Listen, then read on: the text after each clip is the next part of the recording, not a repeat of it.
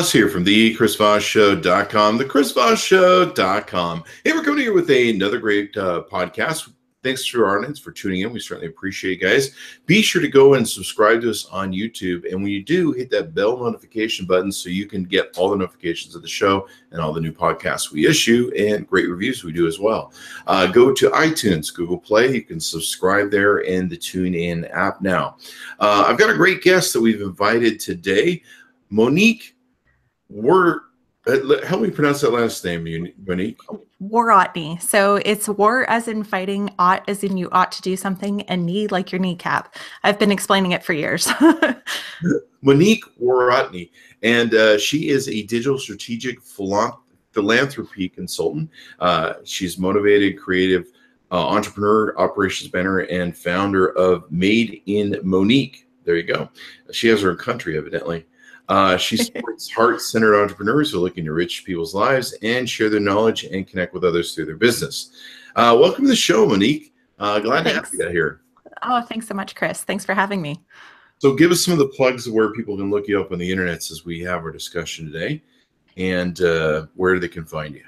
Absolutely. So I could be found at madeinmonique.com, as well as online under Monique Worotny on Twitter and Facebook and LinkedIn and every other great place out there where people like to connect. So Instagram is going to be really interesting coming up because I will be traveling in my camper van with my dog Charlie, and we'll be going across the US and Canada. So that's going to really start to spike things up there as well.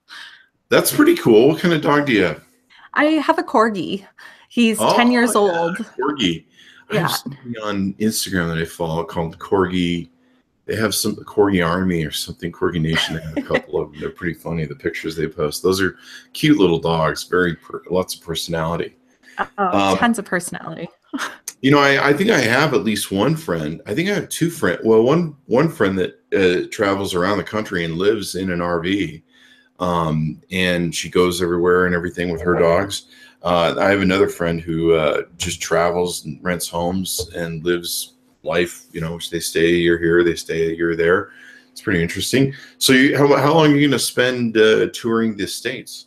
At least a year. So I'm right now waiting for the house to sell and selling everything else that's in it. And I bought a 1978 GMC Vandura. So it has an extended top and fixed up the inside. And Charlie and I are going to hit the road, and it all depends on when the house sells. That's the only thing that's waiting right now is selling the house. But once it does, then we're hitting the road. So what motivated you to go about that? It's really just breaking away from the monotony. I've done a lot of traveling over the years.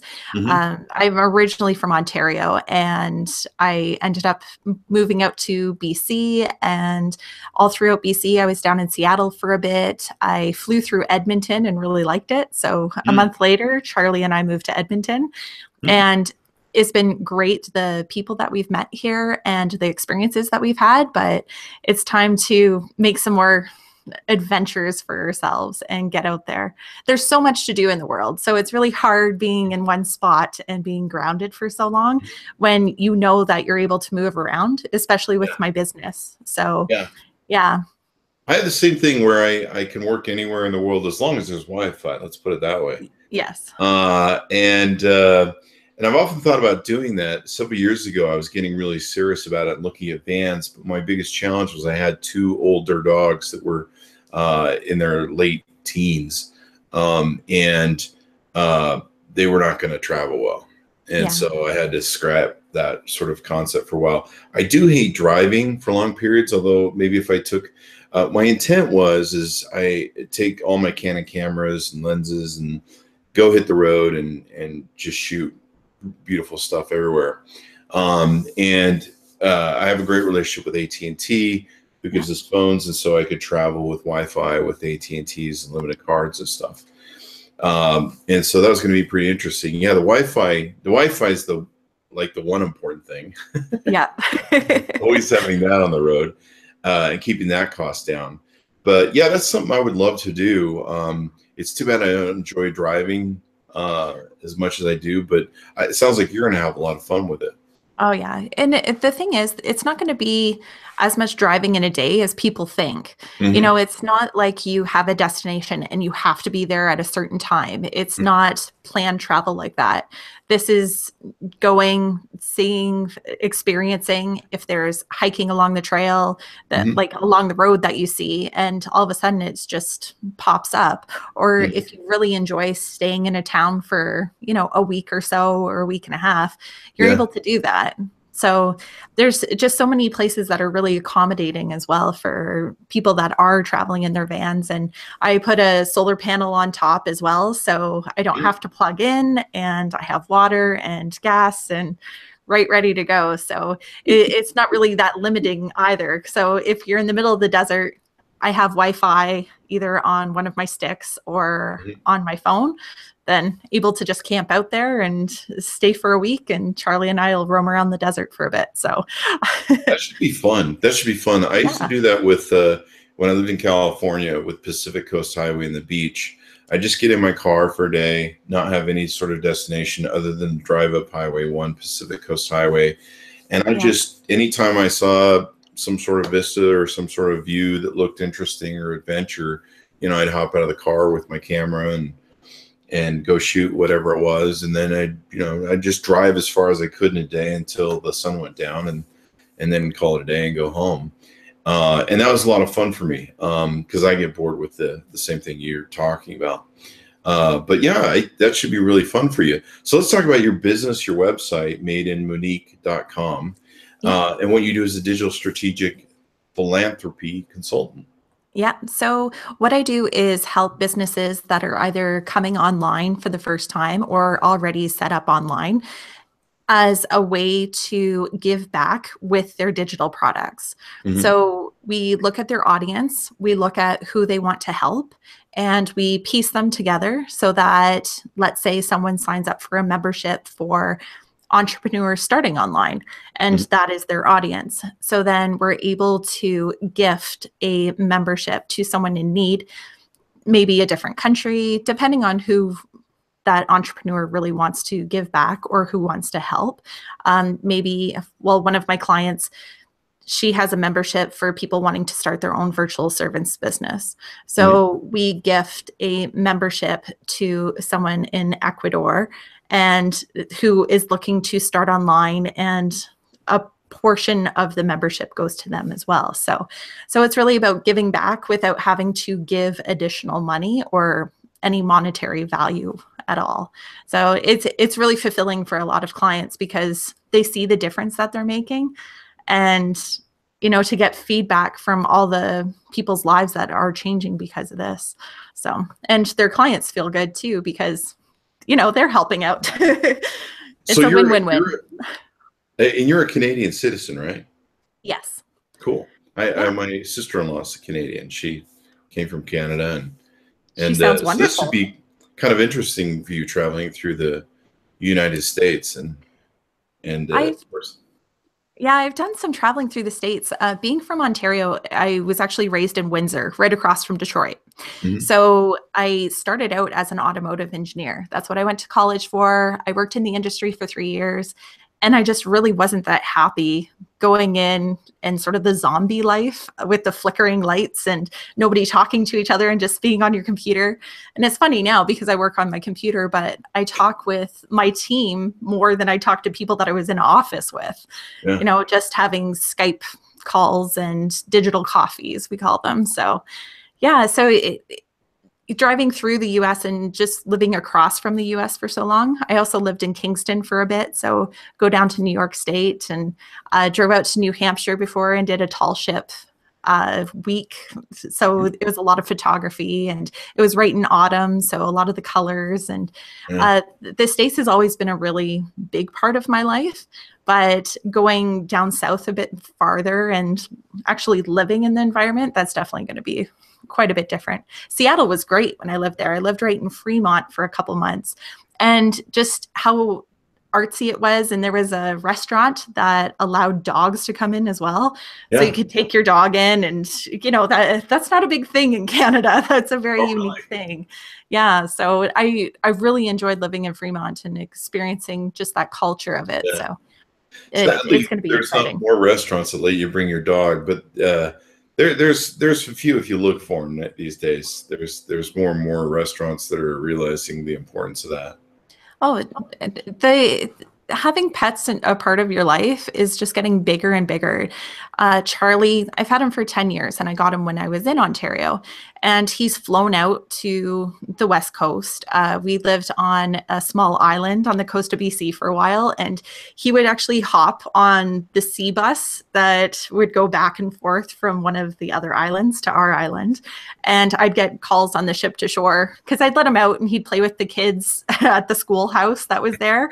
And then I'd get a call on the ship to shore radio saying, "Oh, Monique, I have Charlie. I'll bring him back in about 45 minutes. I'm like, okay, sounds good. But everyone knew each other there too. Wow, that dog got around. Oh yeah, he sits in the kayak and when we go out kayaking, and he's a great road tripper. We've tripped up to the Yukon and then down back into BC.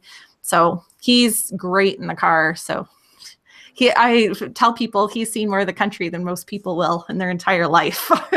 More than my dogs have, but I have big Siberians, so it's a little hard to take them on the road. Yeah. At least in planes and stuff, and I'm always paranoid about putting them in the whatchamacallit, the hold. There's a lot of dogs that don't seem to make it. So, when I used to fly Pacific Coastal in British Columbia out to the island and to Bella Bella, we'd have to stop in Port Hardy. So we'd make the stop in Port Hardy, and one of the guys that worked there, he would do like 2 weeks in and then 1 week back on the island and then 2 weeks in. And I was sitting in the plane as we were stopped, and I hear someone opening up the hatch and being like, "Oh, Charlie, hey, how's it going? Oh, you want a Timbit, buddy?" And I peek my head out because, yet again, it's pretty laxed on the coast. And I peek my head out the plane and say, "Oh, Jim, is that you?" He's like, "Oh yeah, I'm just feeding Charlie some Timbits." I'm like, "Where are my Timbits?" So he got to fly better than I did that time. That's funny. Pets are so wonderful, and I think it's great. More people are making more time for them, spending more time with them. And, every now and then I still come across somebody who goes, "It's just a dog," and you're like, "No, it's not just a dog." Yeah. And so they're pretty wonderful. So you guys, I noticed some things in your services. You work with podcasters. You have a passion to protect service, normal business services, I suppose, and things of that nature. Tell us about some of the stuff you do there. Yeah, for podcasters, you know yourself because you're a podcaster, but a lot of listeners out there don't realize the work that goes into making just one episode of your podcast. There's either researching for the show or finding people to come onto your show to interview. Then there's the recording, and that's like the easy part. But then there's editing after. If you're looking to market your podcast, there's putting out the social media post. There is, like I said, the editing. Then a lot of people put transcriptions or show notes. So my team actually helps out with all of that. So we have a transcriptionist that is just spot on. Our marketing and our design team, they take what your feeling is and your brand is and really makes this into something that you could be proud of. And it's without having all that extra time and, stress that's on your shoulders.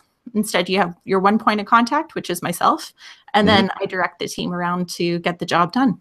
So you provide a team of people to help somebody who wants to really rock and roll their podcast and absolutely all the different aspects that they can, so they can come to you and have a whole team. Yep. And it's nice too, because it's not that podcaster having to go through their email and say, okay, well, this person's doing this and this person's doing this. It's just, okay, here's the new episode. Get your stuff done, like do your stuff. And it's also a marketing plan as well that we put out there so that you know what you're going to be talking about next month, or if you have one day that you really enjoy recording, that's Pat Flynn's big thing. He likes to record all in one day and get ahead. So to have those recordings already done or already researched, it's all there for you. So yeah, it really takes the stress out, and, you could breathe and enjoy yourself for the recordings instead of thinking about everything else that you have to do. Yeah, my biggest thing that I have to do is hunting down guests, and it used to be hunting down guests. Now it's fairly easy for me. But in fact, I get a ton of referrals from people that we've done podcasts for already that introduce us to stuff.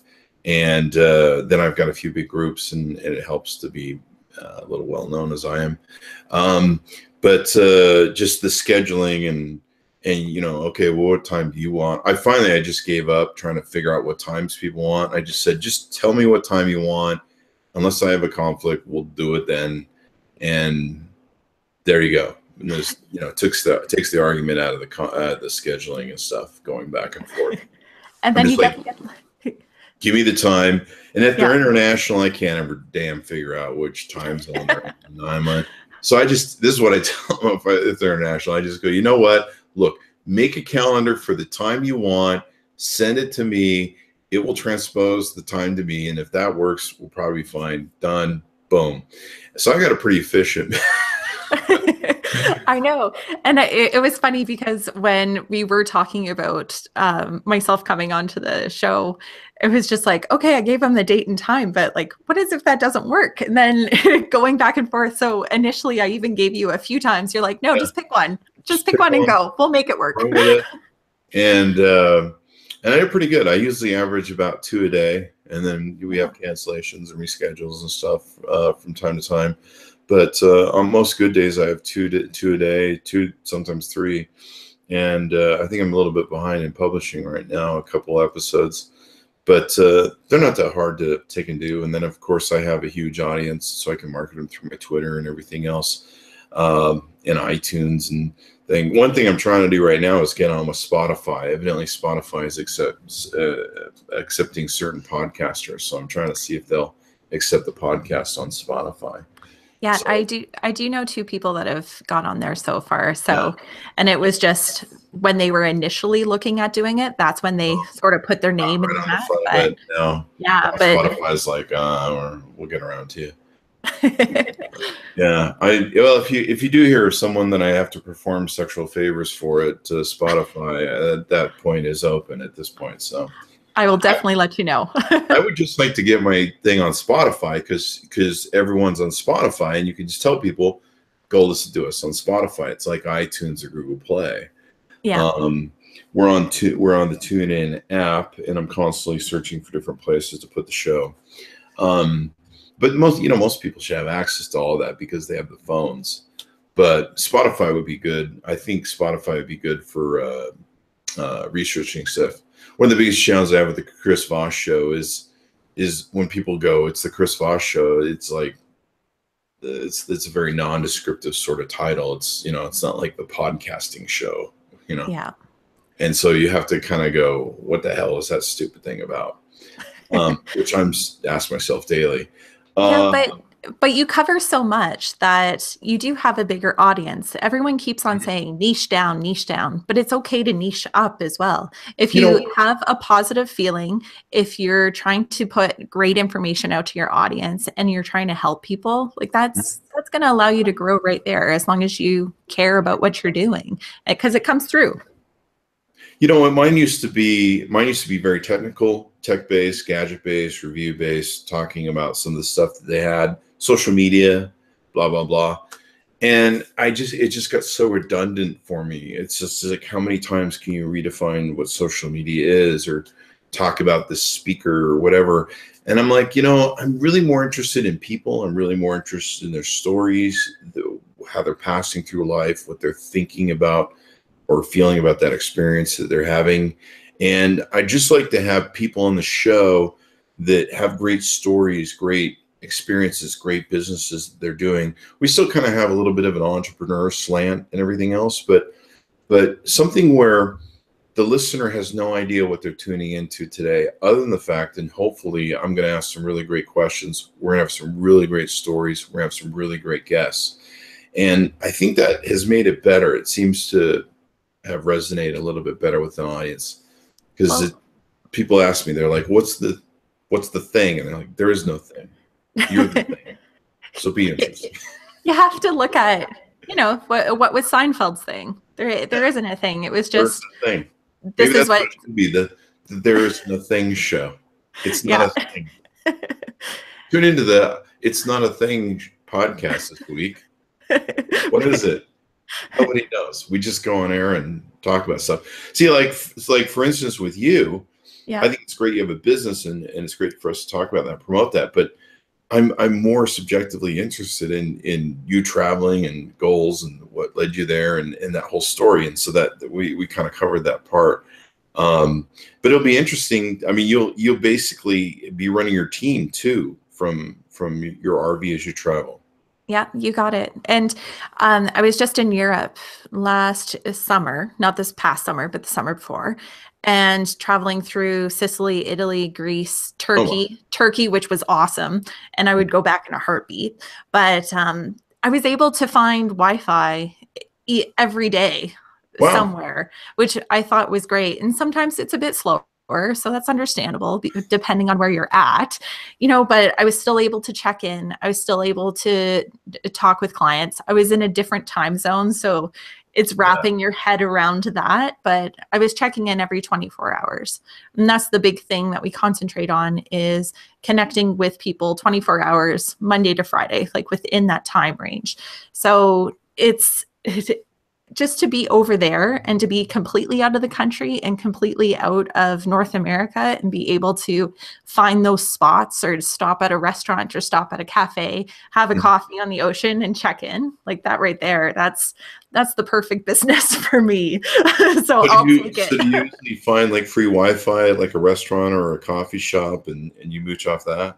Yeah. And a lot of the time they're so used to tourists that they come and with the menus, and at the top it's like Wi-Fi password is. They just know. They're like, hey, this is how we make our money, man. Tourists looking for Wi-Fi, and we hook them up and they buy our stuff. And some of the places, especially in Greece on the islands, like right under the menus, there'd be signs that say, we have free Wi-Fi. So you're like, okay, that and the fish, like I'll take it. Wow. That's wild, man. I wasn't sure how that would work. The great thing about America is I think pretty much every Starbucks has got free Wi-Fi. Yeah. And I think if you're running on different networks, like AT&T, I know has a lot of different, I think they have stuff at like McDonald's, and I think they have stuff at, they have different AT&T Wi-Fi spots. I think a lot of them are in the Starbucks, I think. Yeah. And if that's the thing too, like there's so many ways to get Wi-Fi now, and just run it through your phone. Like going into the States, I'm planning on buying a phone or just a card to put into my current phone so that I'll be able to have US service and not have to worry about that, and able to work off my Wi-Fi off the phone if that is a last resort. But a lot of the time, cafes, laundromats, like the place that you don't really think of, laundromats with Wi-Fi, just so that you could go in there and do your laundry and catch up on work, and then you're on your way again. So that's awesome, man. And I'm kind of jealous of you. Don't be jealous. I'll visit. Well, hopefully you pass through Vegas and we can say hello. I'll actually be there in February. So cool. There you go. Cool. Right. I'll park in your driveway for a night. One of the things that I have of my business is, one aspect of what I do is I do a lot of reviews. And so I have a lot of products that have to come to an address and stuff. And so I thought, I could get rid of the house and go live in an RV, but then where would all that stuff get sent? So I was thinking about like renting out a portion of my house to like, I don't know, another single guy. And then, he could pick up the packages that get delivered all the time. And then like once every couple of weeks, I could rotate back to the house, pick up his rent, pick up, the products, do whatever, and then go roaming again. So that's one thing. Or you could do a general delivery. A lot of post offices and UPS especially will actually do general delivery to their depot, and you just walk in and give them a piece of ID and say, I'm here to pick up general delivery, and there you go. You're on your way with your package. That or I could have everything sent to my mom's house. Use my mom's house as a and rotation point.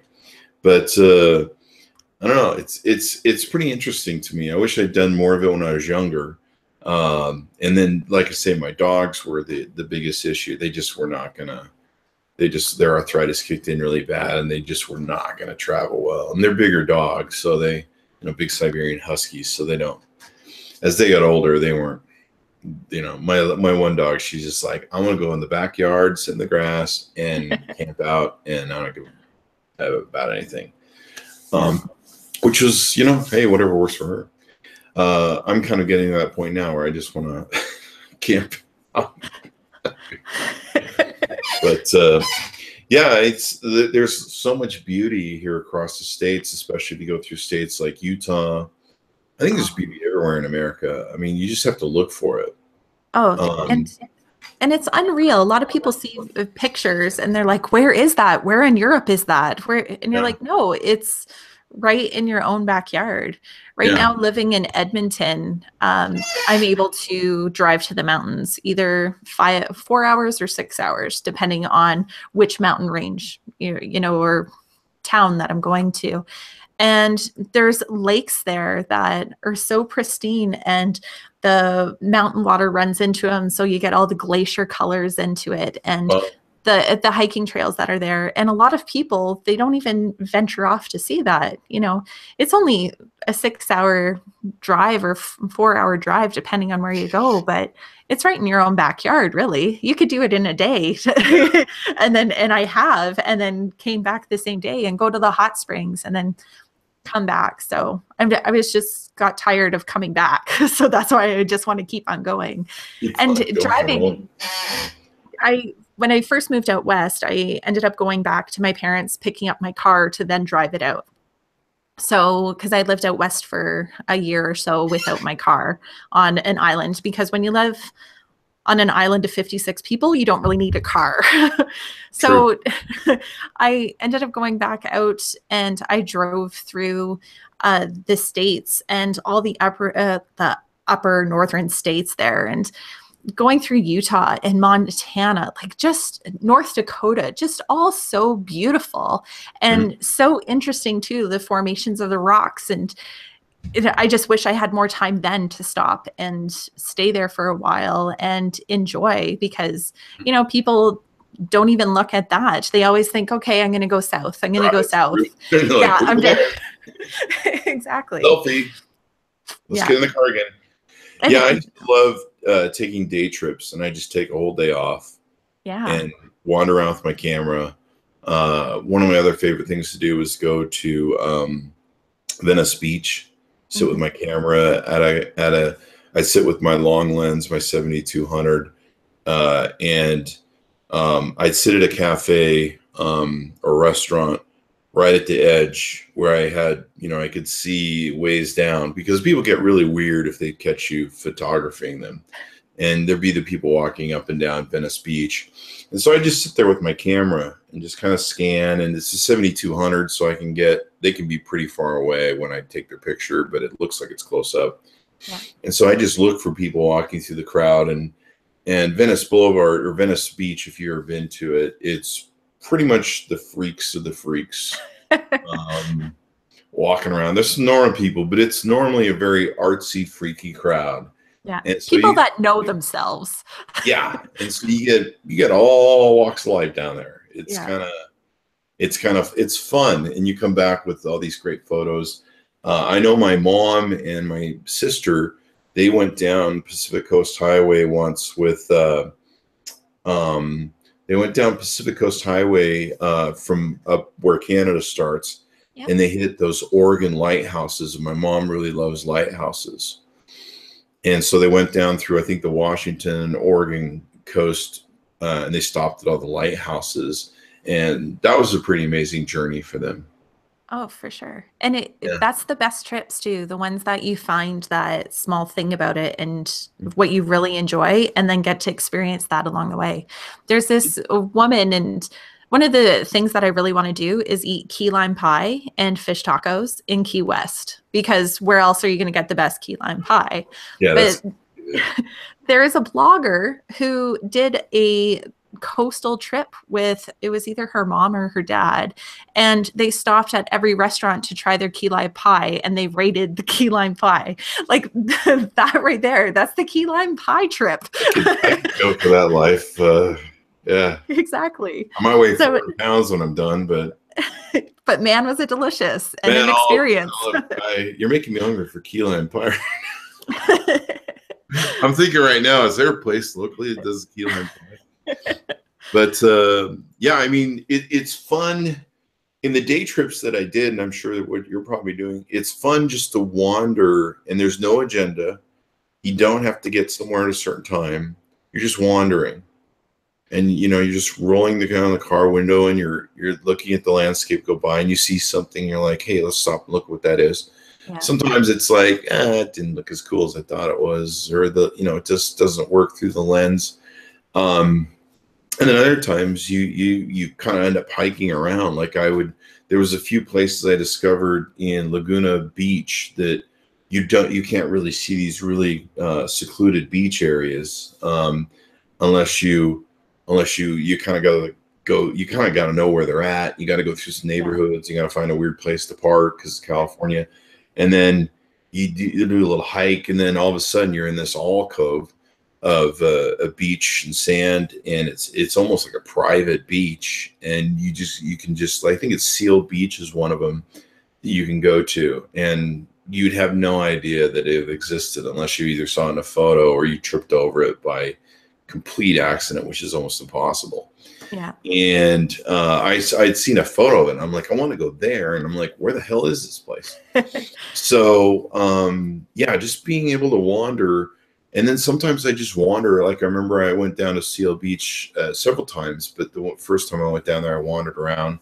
I've done that on Catalina Island. Catalina Island's one of my favorite places to just wander around with the camera. Everything on the island is just beautiful and kind of old, and then they have these beautiful tiles everywhere, and there's just everything's a great shot in Catalina Island, in my opinion.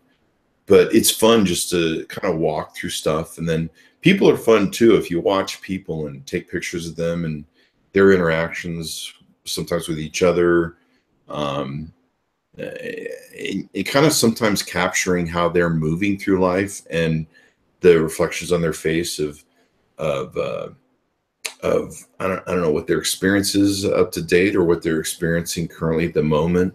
Yeah. One thing I've always loved, there's a couple people I follow on Instagram and a few other photography websites, but I love black and white faces of what we used to call in the movie business as character faces.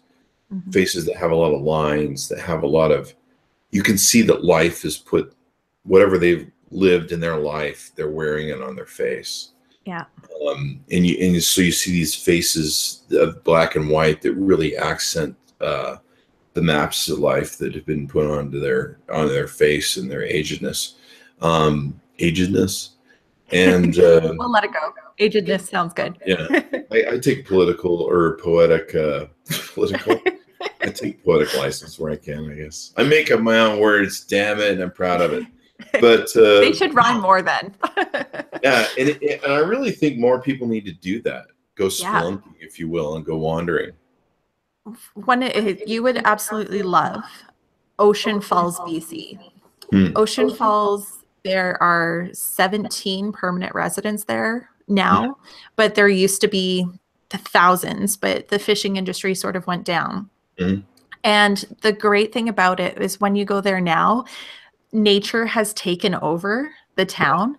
There used to be this huge cement hotel, and it was like the biggest cement hotel at one point, back in the day. And you walk up the stairs and they're all covered in moss. And then you walk into the hotel that's still standing there, but there's vines coming down the elevator shaft. And it's just you could picture people coming in and out of there back in the day and how busy it used to be.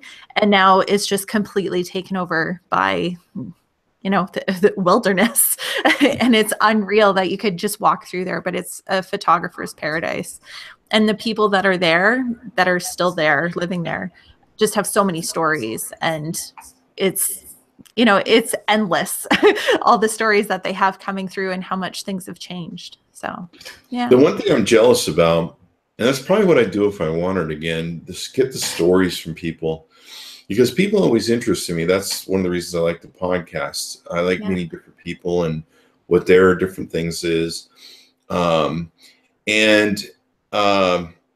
like Anthony Bourdain, where he gets to travel and he gets to meet people and find out what they're like and what they're about and what makes them tick, and what you kind of capture what their life is, or try as much as you can in some sort of encapsulation of a 30-minute show. But it's interesting to me and stuff. So I think you're gonna have fun on that journey. Well, I know you are. Oh, it's gonna be great. Yeah. And no, I'm not looking at it either as, it's going to be wonderful every day and the sun's going to be out and shining. Like, my parents are a little, I would say perturbed by the fact that I'm doing this. Doing what? Yeah, exactly. And my mom's like, what happens when you're sick? Okay, well, if I'm not feeling well, I guess I'm not going to be traveling during that time. Or, there's different things that can happen during that time. It depends where I'm at. Maybe I'll end up staying in an RV park at that time for the week that I'm sick, or, there's so many variables in it, and I'm just going to deal with it when it comes. Yeah.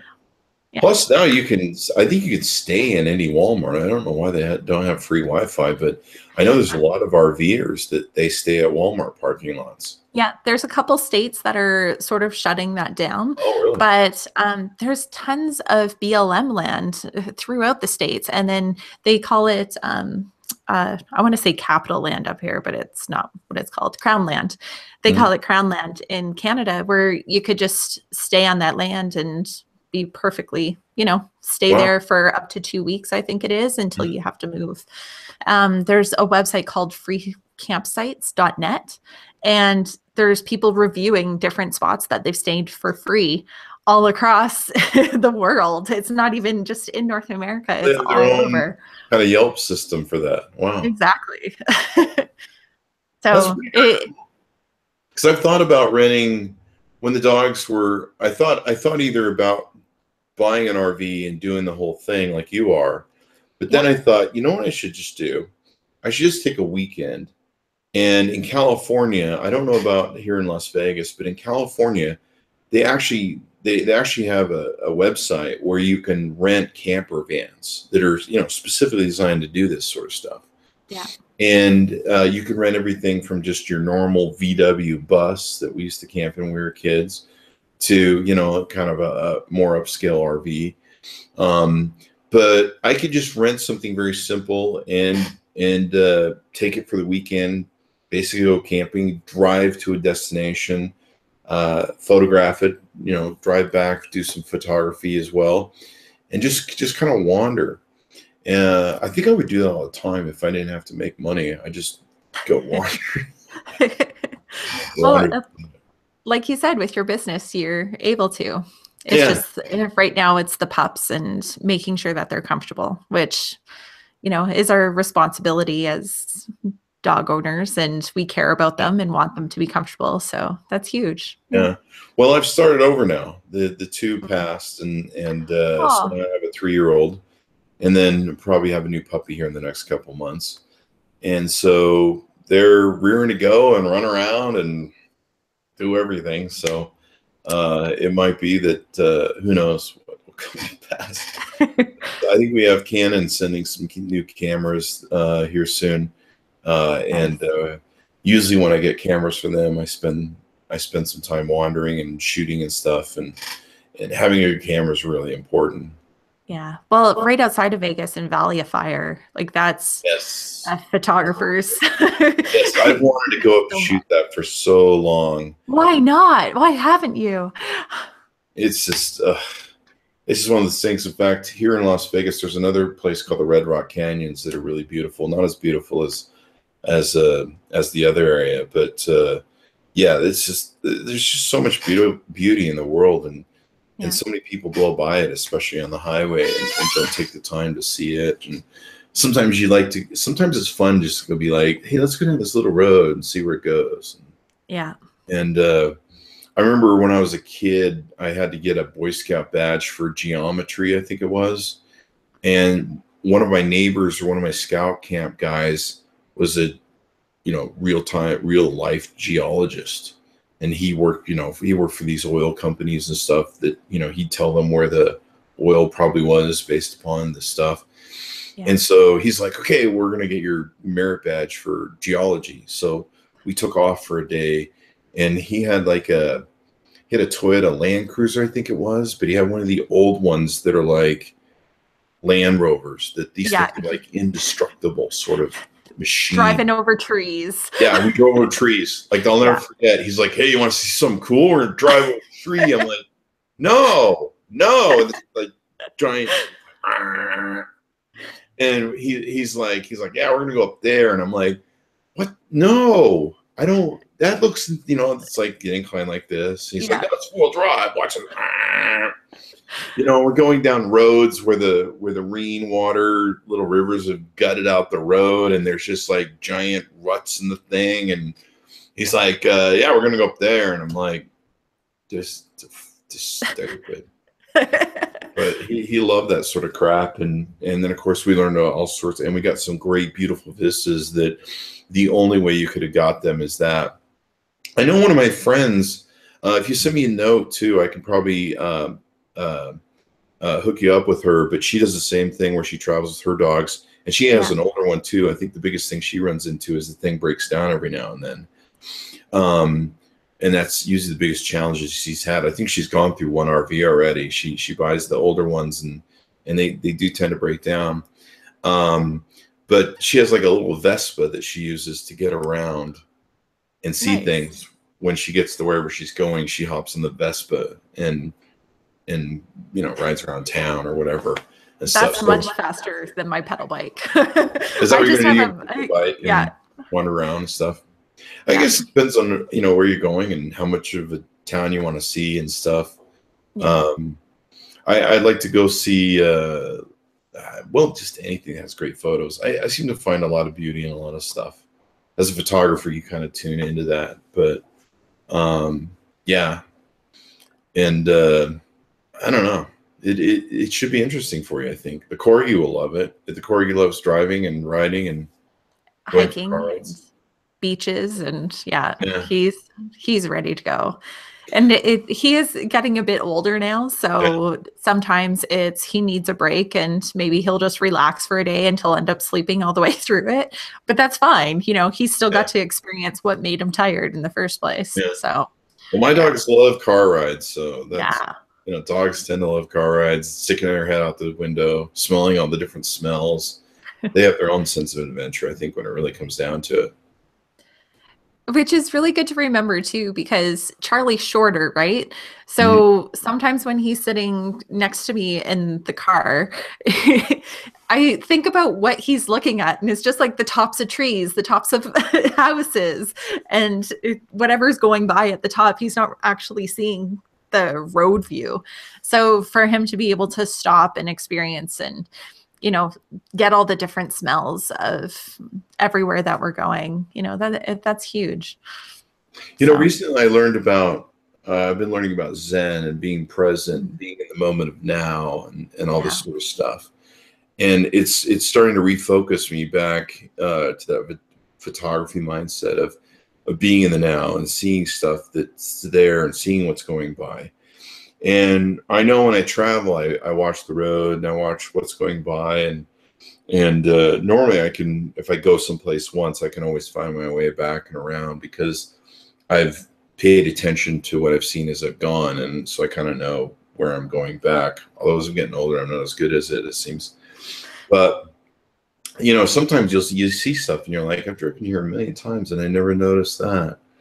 Yeah. And you stop, you pull over, and And I think sometimes we get so busy, trying to go from here to there, that we don't wander enough, and that we don't just kind of appreciate the now and being present in wherever we are without having to be there. If that makes any sense. And just being grateful for that moment as well. That's huge. Yeah.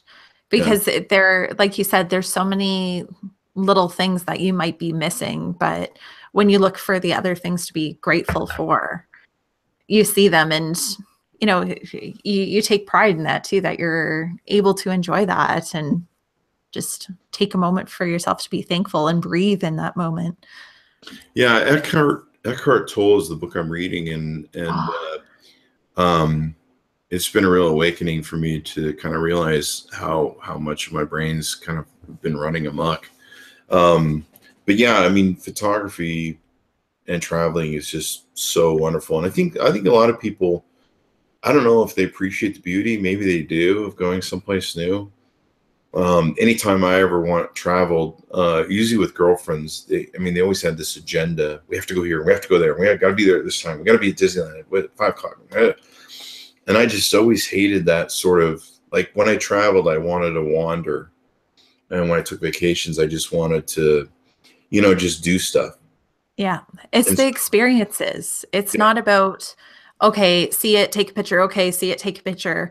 It's going somewhere, and I would rather spend time and have an ice cream and actually see Venice Beach and walk along the boardwalk and have that moment and watch the people and sort of interact with them than to take a picture and run off to the next spot just to take another picture to run off to the next spot.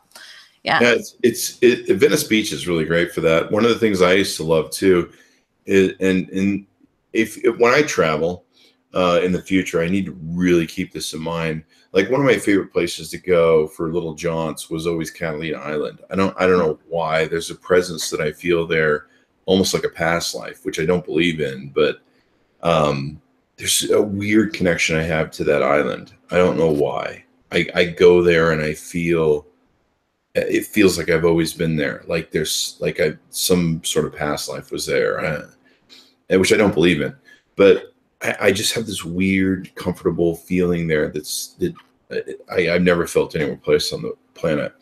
And so, and I'll just wander the island. And what was my point that I was going to make? So I used to go on the boat. There's a boat that you go from Long Beach. That's about 2-hour boat ride, hour and a half, 2 hours to go between Long Beach and the bay and over to Catalina Island. And I did that a few times, and I was like, I really hate that ride, because it's kind of like being on a bus with a whole mess of smelly people and just constantly this, that, and the other. Once you get out of the bay and you're not close to Catalina, you're kind of in the in-between. It's just the ocean, which is beautiful in of itself, but pretty much all ocean looks the same when you're out on the ocean. And so, well, I guess unless you're in Caribbean or someplace with that beautiful clear water. So, one day I heard about, I saw these helicopters flying back and forth, and asked them, I go, what are those helicopters? They go, oh, you can fly to Long Beach and back, and you can do it in like 10 minutes. And I'm like, really? Yeah, I could just take a helicopter and I could cut 2 hours off of and do it in 10 minutes. And they're like, yeah. And I'm like, what's it like? And they go, it's pretty cool. It's really beautiful, because you go up and you can see everything from a perspective that you could never get in the boat. And it wasn't that much. It was crazy cheap. Yeah. And so I was like, wow, I'm going to try that. And so I grabbed one of the helicopters, and I've always been a bigger guy. And they're these little kind of Bull Bell helicopters, kind of like the one you used to see in the MASH units for the show MASH. Yeah. They're kind of like those, where they have a big bold glass front, and then they have a little console sitting there in the front. But pretty much you're surrounded by this bubble of glass at the front. And they would say to me, they said, you're the big guy, so you have to sit up front. You can't sit in the back, because we've got to balance the thing out. Yeah. And I'd be like, what's the downside? And so there I would be, and we would take off from Catalina Island, And when these guys take off, they climb really quickly. So they're taking off. It's like Vietnam style, sort of get the hell out of here. And so they would launch the thing, jack up and out. And so you're watching either whether you're incoming from Long Beach or you're outgoing from Catalina Island or vice versa. You're seeing the most spectacular views that you'd never see from the ground, that you never see from boat. You would never see it from a plane going by. That might be a whole different view, but even then you're moving so fast, and a copter tends to move a little bit slower. And so there I am sitting in the front, and you've got this bulb. You can see the water underneath you. You can see, you just have pretty much a great view. And so after that, I never took the boat again. I would always fly in and out of Catalina. And great photography for the most part, but you've got to have a really quick shutter speed, because this helicopter is going like this. So just vibrating away. You've got to bang off your sport pictures talent. But it's really cool, and you can see the little boats underneath you going. I think I have video of one of them. I should go look and find that video. And then you come into Long Beach Harbor, and you can see just the massive industry there. That's very impressive, actually. When you land in Long Beach, it's more nasty, and you're just like, this place smells and looks awful. But when you kind of come into it from that perspective of a helicopter, it really changes your perspective of it and the scope of it. And you do see a lot of beauty. One of my favorite things to do was when we would fly in, they would land at one of the ends of the Queen Mary. And so you'd fly in and you come over the Queen Mary, which I don't know if you've ever been to the Queen Mary in Long Beach, the ship. No, I haven't. It's beautiful. If you get a chance, go to it. And you can get the tour and go wander the whole Queen Mary, which is really fun. I used to do that for a day. I go down and buy they have like a $50 Sunday buffet that they do. It's just the most amazing, crazy buffet. And so I'd sit and do that, and then I'd spend a couple hours burning that food off, wandering the boat, and just getting these freaking incredible photos, because the boat is like the Titanic sort of build with just this old, old copper chrome, just beautiful from that age of, what's the word I'm looking for? Los Angeles has it. There's that one building. I think it's the Chrysler building in New York. That sort of 1920s sort of build, beautiful sort of chic, elegant build. I forget what it's called, but I'd say Renaissance, but I don't think that's. No, it's not the Renaissance. It's Los Angeles has some of it running around, a very chic sort of thing, and I think it's the Chrysler building in New York that has it, and it's known as that building. But it kind of looks like I don't know. I'm going to have to segue through so many different things. It's not even going to make any sense anymore. But but one time we flew in. We were flying from Catalina to Long Beach, and they go, "Hey man, we got to drop these guys off because they're in a hurry at another part of Long Beach. There's two different kind of Bay areas with a bridge between them for Long Beach, and we got to drop over there." And in Long Beach, there's a middle part, and it has these giant arms and cranes that pull the containers off the ships, drop them onto land, and vice versa. And these things go, skyscraper tall up into the air and stuff. And it's just an amazing array. They're not skyscraper, but they're building tall. And so we land over by, I believe, one of the other boats and ships that's over there that you can tour. It's a battleship. And we drop the people off, and we're on the pad, and he goes, "Hey man, get ready, because we've got to get over those tall container things, and so I'm gonna have to pull this really hard," whatever he said. And so we take this chopper, and it's just a 5-person chopper really when it comes down to it. And he takes his chopper, and no sooner do we lift up than the front curves of the legs are just barely like lifting off the ground, and we're starting to move forward, and he jacks this thing at about a degree of like this, where the copter is in full chop mode to try and, well, I don't know what the correct term is, but to climb up into the air as quickly as possible so that we can get over the top of these things by the time we get there. And I'm just sitting there in the front seat, and you've got this big bubble of glass that you're just like, I will fall through that if I come loose. and just full on. I mean, it was like those movies you see in Vietnam where they drop the Bell helicopters and they take off and they're just and so this is me and him. So he just goes for it. And I'm sitting there watching these things as they're approaching, and he's just trying to chop as much air up as he can to get the climb. And I'm just like, oh, I don't think we're gonna make it, man. I'm like thinking in my head, I'm like, I don't think we're gonna make that thing, man. They're coming closer, and you're not there anymore. And of course, this is a helicopter doing more air and stuff. We gained more speed, and yeah, we shot over the top of them. And it gave me this unparalleled view that I'd never seen before as we came over the top of the Queen Mary, at the front of the Queen Mary. I'd always seen it from the back. And then we went to the back of it and landed. And I had this beautiful shots. And I think I videotaped the whole thing, if I remember correctly. And it was just such a great experience. And I think if I ever traveled again or did something in the future, like with what you're doing, I would try and go from a perspective of like, how can I see this from a different angle, whether it's climbing a mountain or climbing a ridge or, trying to get some sort of other thing. One thing I did enjoy, you might consider this, is I loved it when I had my drones.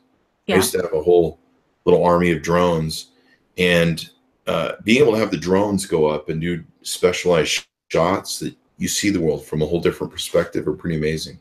Oh, it's unreal, the shots that they have nowadays just with drones.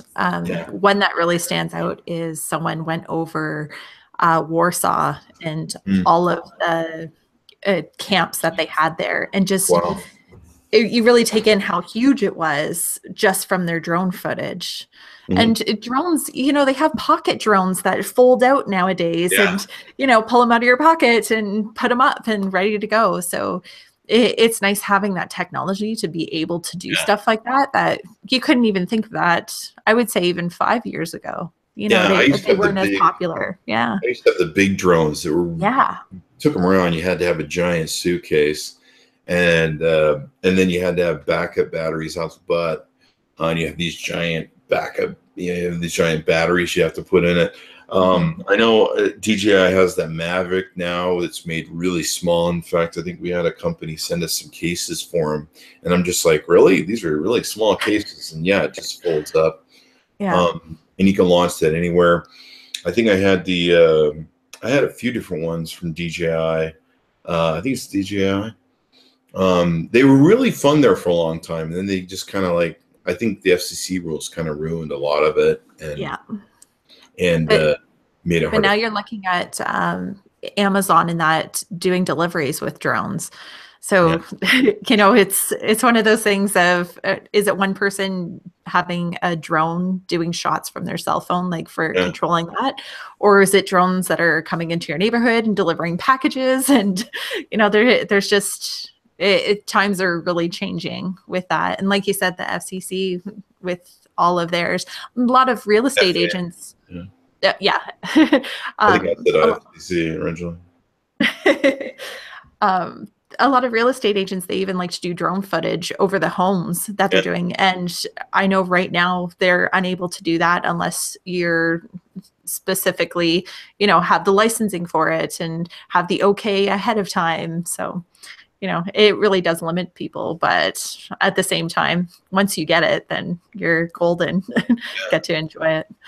If I were you, that's what I do. I take a drone. I'm going to have to keep that page in my note.